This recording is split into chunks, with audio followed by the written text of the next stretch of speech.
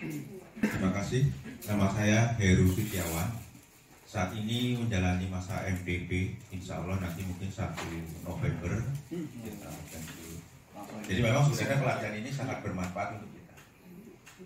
Saya secara pribadi memang masih belum mengenal apa itu sidat, MOA dan lain sebagainya. Yang saya tahu belum. Sehingga dengan adanya waktu Pak Teguh menyampaikan bahwa akan ada pelatihan ini, saya sangat tertarik gitu. Sehingga saya bisa membedakan mana sidat, mana belut. Karena waktu kita pelatihan persiapan pensiun kemarin di Jogja itu ada kelompok yang membahas masalah sidat, ada yang agroindustri dan lain-lain. Sehingga kebetulan saya tidak memilih itu gitu ya. Dengan adanya ini, ya saya coba memperkaya. Gitu. Walaupun sampai saat ini saya sendiri juga masih mencari-cari nih kira-kira mana yang lebih cocok dengan passion saya gitu.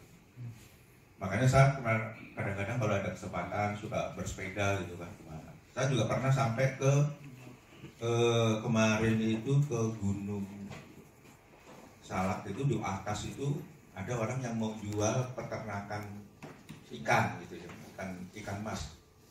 Setelah kita lihat ke sana dan harganya mahal sekali, 3 miliar, tidak sanggup kita. Berapa luasnya? Dan saya juga sangat tertarik. Gitu. Berapa luasnya Pak? Sekitar 1 hektaran.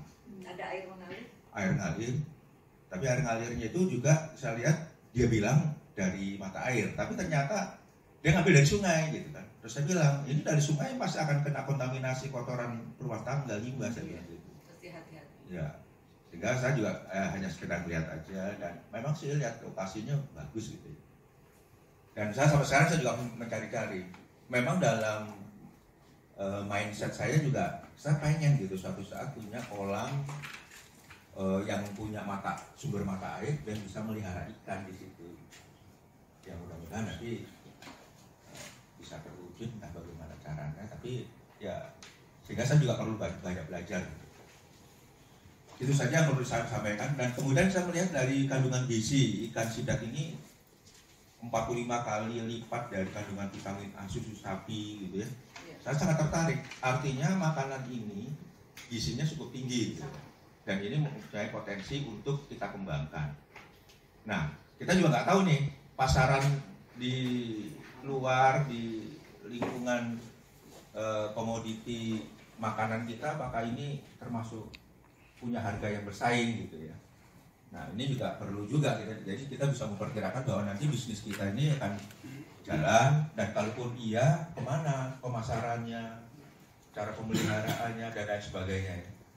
Dan barangkali kalau ini memang belum banyak diminati oleh masyarakat kita kan kita bisa membuat satu komunitas.